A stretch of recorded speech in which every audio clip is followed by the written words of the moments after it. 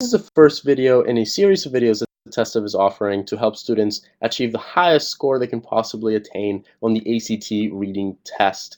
This particular video is here to provide an overview of what the test includes, what sorts of questions you can expect to find there, and some strategies for success that are going to be useful for dealing with the vast majority of questions that the ACT reading test will throw at you. We will have subsequent videos that are going to be going over specific types of ACT reading test questions and how to avoid making mistakes for each type of question. There's some general types of mistakes that tend to be associated with each of these different types, and we're going to be going over that in more detail in subsequent videos. But this video is really here just to offer you a welcome on your journey toward mastering the ACT reading test.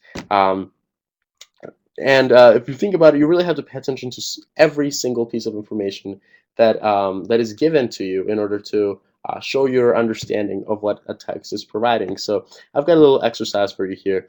Why is the question that follows the statement asked? I've been thinking about writing a mystery novel. Or have I?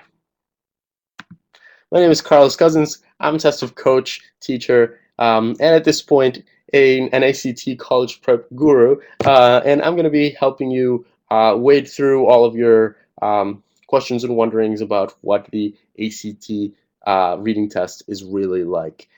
So what is this test in a nutshell? So the ACT reading test is a 40-question, 35-minute test, which evaluates your understanding of what is directly stated in the passage. You shouldn't come up with any anything that you don't have evidence in the passage, stated evidence in the passage to back up, and of course, implied meanings. If the evidence in the passage means that something else must be true, then the test will definitely test whether or not you caught on to that. But if it could be true, that is an assumption, and you should not make assumptions for this test. They will penalize you for anything that it might even um, seem to be true from the passage, but you're not 100% sure whether or not it's the case. The ACT reading test then consists of 4 essays, and these are the passages I've been referring to.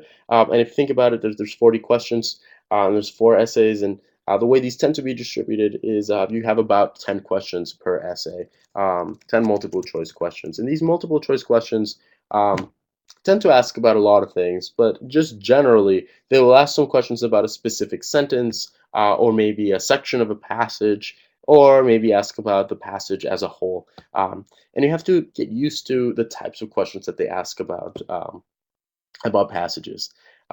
So what does that actually look like? If you go on to the practice tab here, really to the left of where you are right now, which is the lessons tab here in Testive, and just try out some of our questions, you'll see that the format looks a little bit like this. So you have an amazingly long passage, and you'll have 10 questions associated with it. Of course, given the length of the passage of the essay, it's a really good idea to read the entire essay, slowly making sure you understand everything, and of course, efficiently. Don't move past a sentence unless you've understood what that sentence means, what it is referring to, if it's referring to ideas in previous sentences, what you're actually reading. Because then, if you try to answer the questions, you'll have wasted valuable time if you have to go back and reread the passage in order to answer them. And a lot of the time, we'll have a question that will be asked you, and answer choices underneath. This is almost the exact same as what you'll see on the exam, except for the fact that answer choices here are provided in these gray little boxes, and the way that you click on the right answer is by clicking on the text inside each of those gray boxes. And if you see the white boxes right next to them, um, here to the right, if you were to click on one of those, you'd see an X pop up there, and that's our way of helping you practice with the process of elimination. You can't really mark up on your screen, cross out answer choices, but by clicking on an X there, you can tell yourself that's not the answer choice that I would like to select. Well, now, what is the ACT's approach behind this? So, what are they thinking when they assign you this huge passage and ask you, 10 questions about it? So, according to the ACT, the reading test is about testing whether or not you can determine main ideas from a text, whether or not you're capable of locating and interpreting significant details. Um, which details provided in the text are important to further whatever claim the text is talking about. Understanding sequences of events, making comparisons, comprehending cause and effect relationships. We've got determining the meaning of context dependent words, phrases, statements, um, drawing generalizations, and analyzing the author's or narrator's voice and method, which should really tell you we're looking for why the uh, the the text is organized the way that it is, why, what is the motivation behind the text, and what's the tone behind um, the writing of the text. What is the author's tone, ostensibly from looking at it. So you have to be thinking about a lot of things that you have been practicing throughout your um, education with English or literature in school. And there will be four essay types. So we're talking about the sorts of essays that you'll see here. So you'll have social studies essays, which are going to be about 25% of the types of questions that you'll see on this exam. I'm sorry, on this test. And there'll be college level texts or articles in anthropology, archaeology, education, economics, history, psychology, sociology, political science, and business, geographic and biographic accounts. Really, it's anything that I guess you would associate with your social studies classes growing up, plus a few other things. Then you've got another sort of essay type is natural science, which is a lot more like what you've learned in science classes. And these are going to be college level texts or articles in anatomy, astronomy, biology, botany, chemistry, ecology, geology, medicine, meteorology, microbiology, natural history, physiology, physics, technology, zoology. They're really going across the gamut of what's scientific. And then you've got another 25% made of literary narrative or prose fiction. And these are going to be intact passages from short stories, novels, memoirs, and personal essays. And then you're going to have humanities text. And I don't know why it says 20 to 25%. It's the last fourth. It'll be about 25% of the questions will be college level text or articles in architecture, art, dance, ethics, film, language, literary criticism, music, philosophy, radio, television, and theater. So the gamut of subjects that these essays are going to be covering is ridiculously, ridiculously large.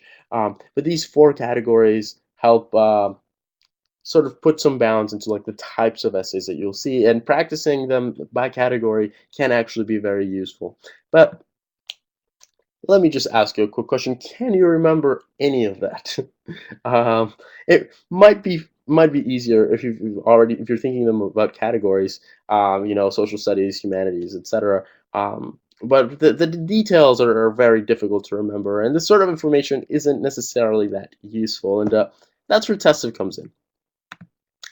It's important to note after going through a list like that, which is what the ACT will have on their website, that ACT reading test questions will actually test any number of those skills and sub-skills at the same time.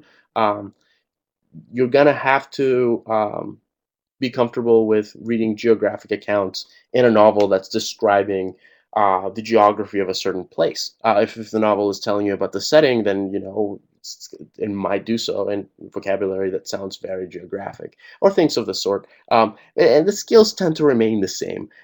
For You have to remember that for every multiple choice question, there will be distractor options, no matter what type of essay you're looking at. And it's just best to develop familiarity with each ACT reading test skill by doing ACT reading test questions targeting those skills. And the skills aren't necessarily that different from essay type to essay type. Remembering all the skills you need to master can be difficult and daunting, and remembering all of the categories can be as well. So don't really worry about remembering the skills that the ACT says they're testing. Simply gain more experience with the testing that the ACT that was provided. Texting experience, employing all of these skills simultaneously is what's going to provide you with the experience that you need to perform better the next time. When you get answers wrong, think about why did I get that answer wrong, and what can I do differently the next time around. Now, Testive is going to group ACT reading questions by essay type, just like the ACT suggests. So we're going to have social science questions, natural science questions, humanities questions, and prose fiction questions.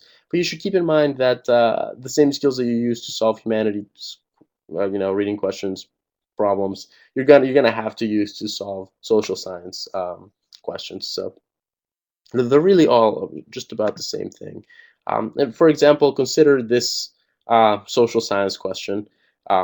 It's asking here, which of the following actions is least advisable in order to keep a large country intact? So here we're definitely looking at the ethics um, of something, you could say. And it's got about 10 questions associated with it that are probably going to ask about a whole range of different things. So um, here we're talking about the Constitution. We've got the rights of citizens, um, whether or not do not require taxation without representation. We've got a lot of history going on here, and we're mixing a lot of things. And each question will have a similar type, similarly diverse answer choices. So what's really key here is gaining the skills that you need to really read and digest the passages, understand the information that's provided you, and to do it effectively is going to be the most important thing, so that you can answer the questions efficiently and you don't run out of time. Well, now, how do you do that? So, how do you go about dissecting this huge essay? Um, Before approaching any multiple choice questions, you have to read and try to understand the passage. And well, you should be on the lookout for a few things. So, the first thing that you should ask yourself is just very generally, what is the author discussing? Just what is this about? Keep it very simple to yourself. Just you've read it, you've tried to understand everything, but as you go through this, as you go through the first paragraph or two, what is this actually going to be about? And once you've zeroed in on what the very general topic is, try to find what the main idea is. So what is the author trying to say? Why are we talking about this topic? What is the point? And if you can find it, locate and mark the thesis statement. And this isn't always going to be the last sentence of the first paragraph, and it's not always a single sentence. And if you think about excerpts from prose fiction, there you might not even have one. uh, but if you could come up with one, what is the purpose? If you could come up with a title for the portion for the reading portion that you're looking at, what is it that we're actually talking about, and find evidence that backs up the validity of that title or of that thesis statement that you have found, then that is probably you're probably reading the passage well. If you come to a point where you think you have a thesis statement, or you think you have a general idea of what you're talking about, and you write it down, but then you don't find enough evidence to back it up, or you find a lot of information that doesn't directly um, contribute to backing up that claim, then maybe it's trying to back something else up, and you should question yourself: Am I really reading this as it is intended to be read? Watch out for distractors in the introduction. A lot of the time, there will be a lot of extra information given very early on that's not necessarily going to be as important as what follows.